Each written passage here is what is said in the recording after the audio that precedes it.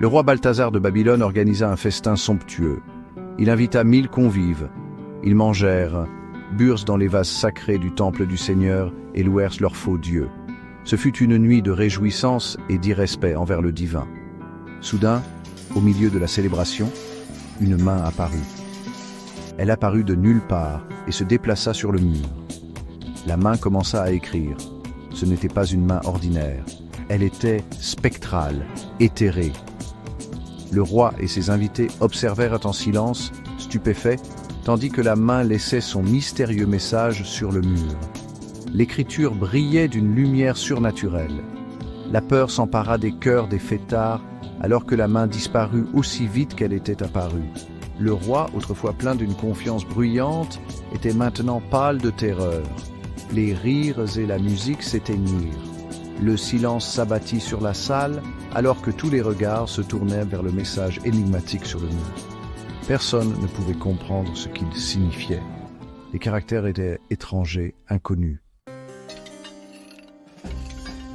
Les conseillers et les sages du roi se précipitèrent pour déchiffrer l'étrange inscription. Ils examinèrent les mystérieux caractères. Ils consultèrent leurs rouleaux et leurs textes anciens, mais en vain. Leurs visages pâlirent de peur et de frustration. L'anxiété du roi se transforma en panique. Il offrit des récompenses et des honneurs à quiconque pourrait démêler le sens de l'écriture. La reine, peut-être plus sage et plus pieuse, suggéra quelqu'un qui pourrait être capable d'aider Daniel. Daniel était un homme connu pour sa sagesse et sa capacité à interpréter les rêves et les visions. C'était un homme qui servait le seul vrai Dieu. Daniel fut amené devant le roi. Balthazar, désespéré, promit à Daniel de grandes récompenses s'il pouvait interpréter l'écriture.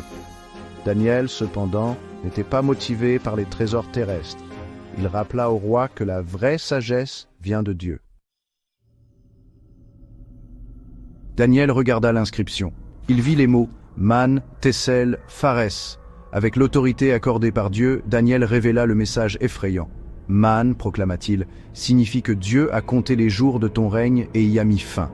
Le roi trembla alors que Daniel continuait. « Tessel », déclara Daniel, signifie que tu as été pesé dans la balance et trouvé léger. Le visage du roi se vida de toutes couleurs. Son règne, bâti sur l'orgueil et l'idolâtrie, avait été jugé. Enfin, Daniel expliqua la signification de Pharès. « Ton royaume est divisé, proclama-t-il, et donné aux Mèdes et aux Perses. » Cette nuit même, la prophétie fut accomplie. Balthazar, le roi arrogant qui avait défié le seul vrai Dieu, fut tué. L'empire babylonien, autrefois considéré comme invincible, s'effondra. Le royaume fut divisé et donné aux Mèdes et aux Perses, comme Daniel l'avait prédit. L'histoire de l'écriture sur le mur est un puissant rappel de la souveraineté et du jugement de Dieu. Elle nous rappelle que tout pouvoir terrestre est éphémère. Elle souligne l'importance de l'humilité et de l'obéissance à Dieu. Nous sommes tous responsables de nos actes. Le message de Man, Tessel, Pharès résonne à travers les âges.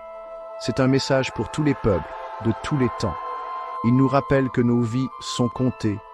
Nos actions ont des conséquences. Nous ferons tous face au jugement.